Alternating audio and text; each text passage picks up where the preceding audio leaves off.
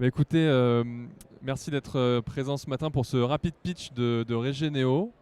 Je me présente, donc Arthur Pasquier. Moi, je dirige cette petite entité qui a été créée il y a 1 an et demi maintenant et qui est une filiale du groupe Bouygues. Le groupe Bouygues, partenaire historique de l'association BBCA et par extension du CIPCA. Voilà, et à côté de ces activités de Regeneo que je vais vous présenter dans les 10 minutes qui viennent, je coordonne la stratégie climat du groupe Bouygues. Et donc je vais essayer aussi de mettre en relation ces deux sujets-là. Il faut que je change. Merci, c'est mieux.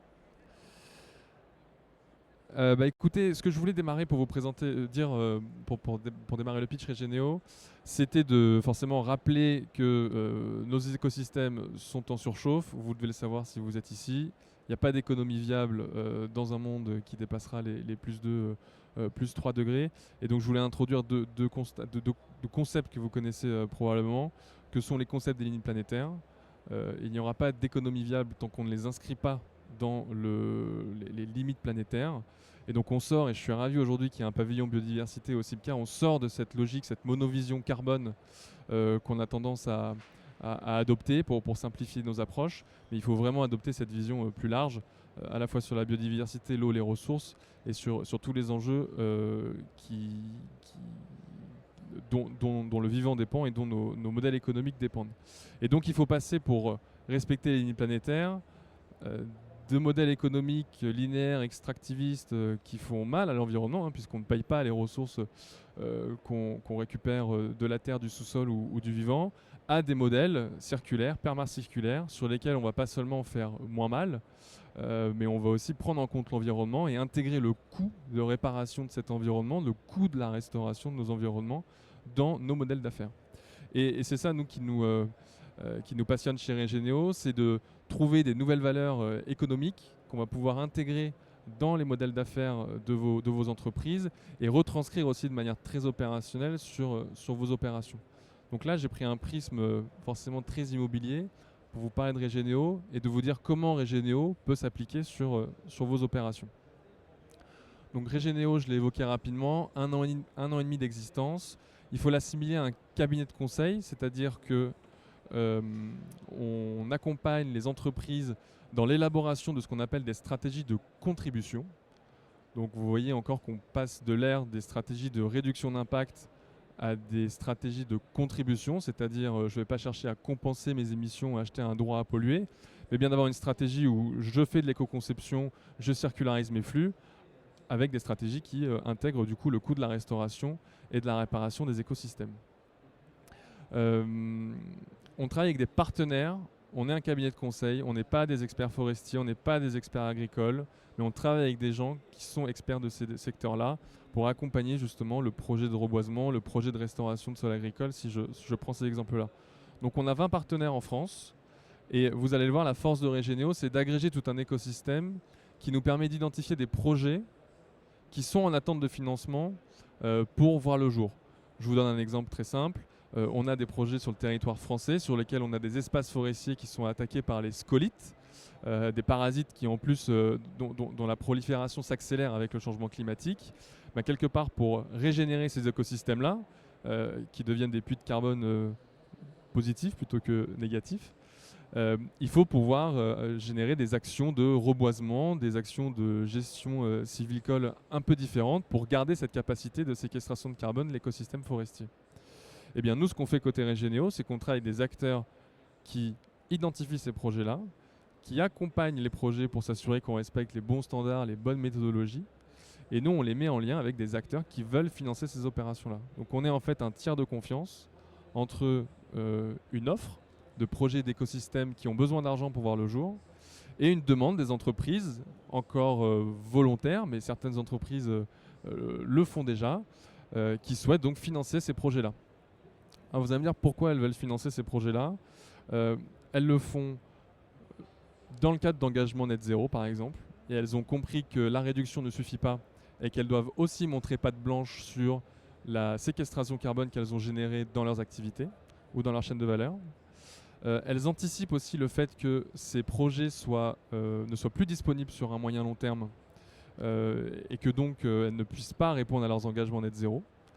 Et elles le font aussi, et ça va peut-être aussi plus vous parler en tant qu'acteur de l'immobilier, elles le font pour valoriser leur démarche avec un aspect très territorial, pour accompagner finalement leur ancrage en tant qu'acteur privé sur un territoire et de dire j'interviens, je dis n'importe quoi, à Orléans, eh bien je contribue aussi à mon échelle à restaurer la zone humide qui est à proximité de mon opération à Orléans.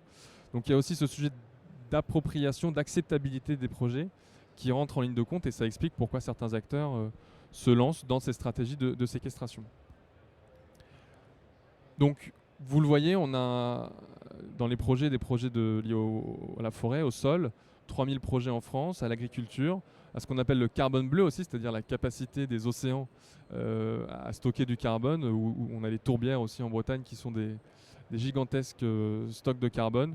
Donc voilà, on a un regard forcément carbone. Les écosystèmes naturels sont les meilleurs moyens de stocker du carbone, n'en déplaise à ceux qui font l'apologie de solutions technologiques, et avec des enjeux forcément très liés à la biodiversité, et c'est pour ça qu'on est là aujourd'hui.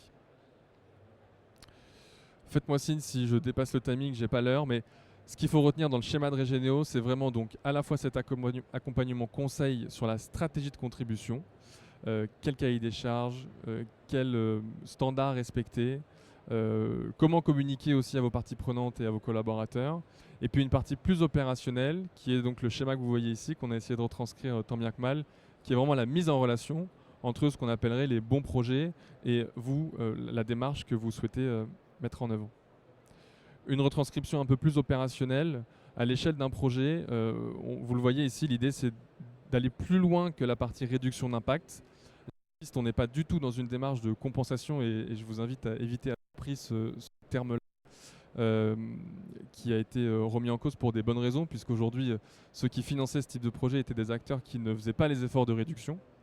Là l'idée, vous le voyez bien, hein, et je reprends cet exemple des limites planétaires, l'idée c'est pas de faire l'un ou l'autre, c'est de faire l'un et l'autre, de réduire notre impact pour réduire la pression et de restaurer les écosystèmes pour revenir dans le cadre des limites planétaires. Et donc c'est bien ces deux démarches. Ça fait un peu de sémantique, ça fait un peu d'explication, je vous l'accorde. Mais ces deux démarches, quand elles sont bien expliquées, rendent votre approche très robuste. Donc voilà, on pourrait très bien se dire que sur un projet immobilier, en complément de ce que vous faites en réduction d'impact, on vient plugger un projet de contribution, un projet local qui vient contribuer à la restauration de l'écosystème, plus largement à la résilience des territoires. Il ne faut pas oublier que les espaces forestiers aussi, à l'heure où on parle beaucoup de la résilience de nos villes, sont des écosystèmes qui permettent de mieux gérer certaines crues, certaines inondations, donc renforcer aussi la résilience des villes. Je ne reviens pas sur la nécessité de restaurer nos sols agricoles, puisque je pense qu'on a tous envie de manger sainement et correctement. Donc voilà, au-delà du carbone, de la biodiversité, on sait aussi mettre en avant nos Regeneo et avec nos partenaires tous les enjeux auxquels on répond vis-à-vis de la résilience du territoire. Et puis je terminerai avec un point. Le petit logo BBCA, c'est que dans le référentiel V4, pour les plus sachants, sur ces sujets-là, il y a une option qui s'appelle l'option contribution neutralité, qui est exactement l'approche qu'on vous propose ici, qui est de dire je viens en complément de mes actions d'éco-conception proposer une action de restauration locale d'écosystème. Aujourd'hui, peu d'acteurs l'ont mobilisé, cette option-là. Donc je vous invite à la regarder de près. Si ça vous intéresse, Regeneo peut vous accompagner. Voilà, et donc pour terminer, on met en place aussi une plateforme numérique pour mettre en visibilité ces 3000 projets. Ce serait vous mentir que de vous dire que je les connais par cœur et qu'on a un bel Excel. On a une plateforme en ligne qui permet pour vous demain aussi de voir si à proximité de notre organisation, il y a un projet qui est éligible, sachant qu'on a en amont fait la due diligence de notre côté. On s'est notamment assuré que les projets sont labellisés. Alors ici c'est le label bas carbone qui est un label d'État qui offre aussi une caution, une garantie sur les projets qu'on vous propose. Donc voilà, si ça vous intéresse, n'hésitez pas à venir me voir, on pourra vous mettre à disposition cet outil-là. Et je vous remercie. On peut se donner des idées de montant sur cette participation ? Oui, alors ce que je n'ai pas dit avant de vous répondre sur le montant, c'est que ce n'est pas du mécénat environnemental, ou en tout cas pas toujours. C'est aussi il y a une contrepartie qui est le crédit carbone. Quand vous allez financer un projet de reboisement qui va séquestrer du carbone, ce label-là vous permet de dire En tant qu'entreprise, j'ai séquestré tant de carbone, j'ai récupéré tant de crédits carbone. Donc ce qui fait en fait le coût de l'opération, c'est un peu le coût du crédit carbone que vous allez payer. En France, pour séquestrer 1 tonne de carbone, grâce à ces standards, ces méthodologies et avec tout le suivi qu'il faut payer aussi derrière, en forêt, on estime qu'on est aux alentours de 35-40 euros. En agriculture, on est un peu plus élevé, c'est des plus petites parcelles, etc. On est plutôt aux alentours de 50-55 euros. Donc ça, c'est pour séquestrer 1 tonne. Un autre paramètre qui est peut-être sur la slide précédente, que vous voyez ici, c'est si vous voulez financer un projet qui viendrait à séquestrer 500 tonnes à proximité de votre opération, 500 tonnes, on est à peu près sur un ticket de 20 000 euros. Donc, on voit aussi quelque part que c'est certes 20 000 euros qu'on mettra dans l'éco-conception du bâtiment, mais à partir de 20 000 euros, si on voit le verre à moitié plein, on arrive déjà à avoir des actions significatives de restauration locale d'écosystèmes.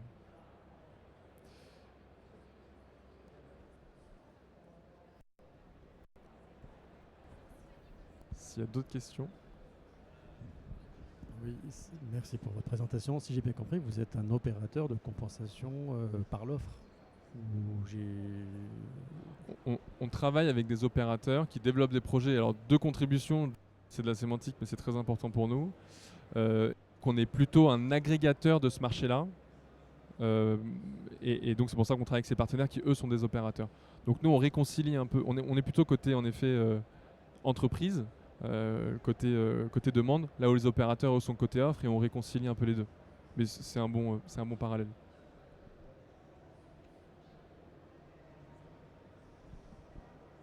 Autre question?